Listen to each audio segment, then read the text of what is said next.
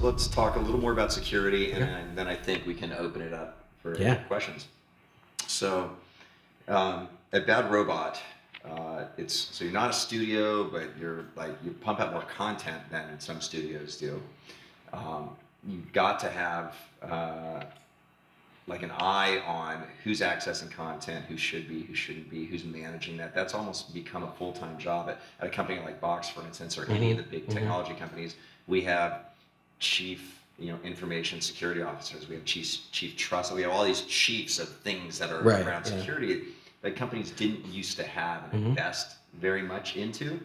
I'll say in the early days of Dailies, when you work with any of the MPAA studios, the MPAA will send somebody to your facility to do like a site survey. Right. But those guys, 10, 15 years ago, those were all retired police officers and retired FBI agents who were there to check the doors and physical cameras, security, right? And they're like, oh, do you have passwords on your servers? Yes. Okay, great, cool. That's changed a lot. Yeah. And so at a company like Bad Robot, and basically you interface with so many networks and studios. Anyway, I'm kind of interested to know whose job is that at Bad Robot, and what level of interaction does that require with the studios and the networks that you're like producing for, delivering content to?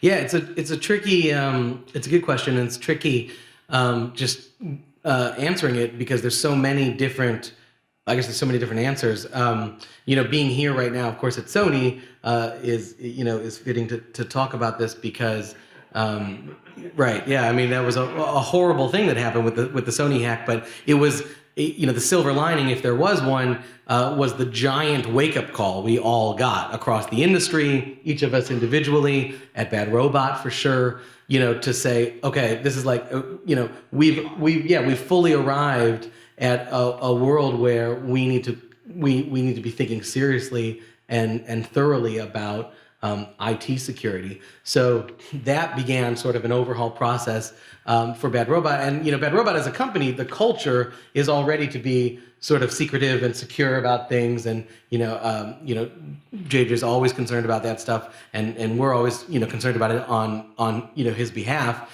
And there have been times for me personally where, certainly Star Wars was a whole new level when you have any kind of content sitting on your laptop or wherever else.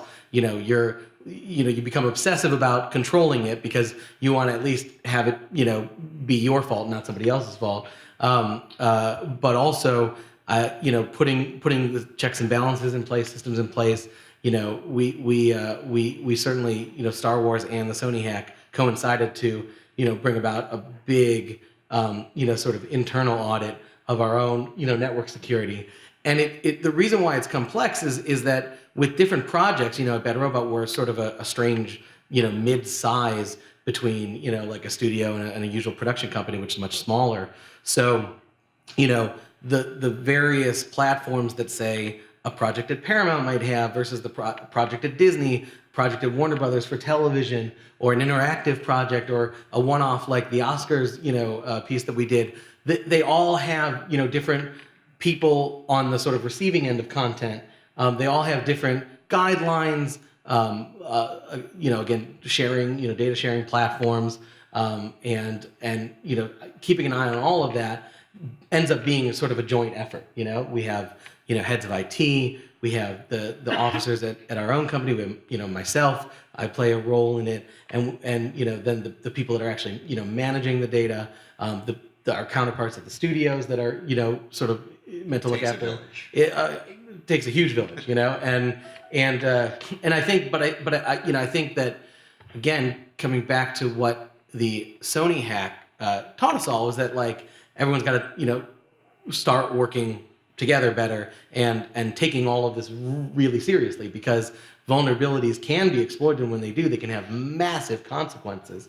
And I think that's always sort of been our concern on the content side. You're in post on a movie, and at some point the movie has to be clean in the Avid, the original media. So at some point people are handling and as many restrictions as you put in place, at some point you're trusting certain people, Raw content. and they could in theory do what they want with raw content if they so chose. So it's a tricky balance between sort of trust, checks and balances, guidelines, internal security audits, and putting the right platforms in place, and sort of trying to ban the wrong ones. I know, what's going on with your? I know, somebody from another time is sending us a message. Very excited. Anyway, but yeah, so it's pretty tough. And the big thing for me, I think, on large scale movies that I realized on Star Wars, and they're on subsequent films they're starting to deal with is the way email is dealt with, right? Because on the production side, usually people come in with their own, personal emails, and it's amazing. It always amazes me how many Earthlinks there are, and there's a lot of Yahoos still, and there's a lot of, the Hotmail. I still see that every once in a while, and in some cases it can be people or AOL email accounts. These are all super hackable, right? And in a lot of cases, like especially on the financial ends of things, you'll see like there will be a huge wall of security. I know we're gonna somehow. Yeah, there you go. A huge wall of security, for the the below the line crew.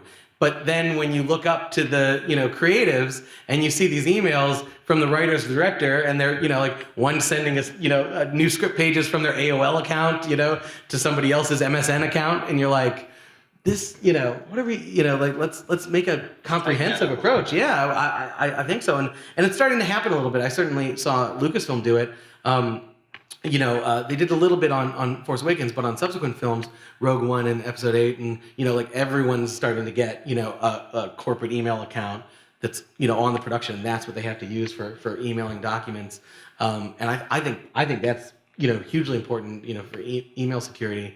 But content security is something we're, dealing with all the time as well. I mean, I think me, yeah, we got lucky that truly coincidentally, Box works with Bad Robot and Disney. Yeah. And Lucasfilm separately. And so... Well, it made it really easy because, when you go and say, like, propose a platform to the studio, if it's already been audited, right. If it's already been sort of approved, it's much easier than sort of going through that process again, because I've gone through that process, and it's not great. It's not, well, it's just, it's time consuming, and we never have time. So it's, that was super convenient. I would agree.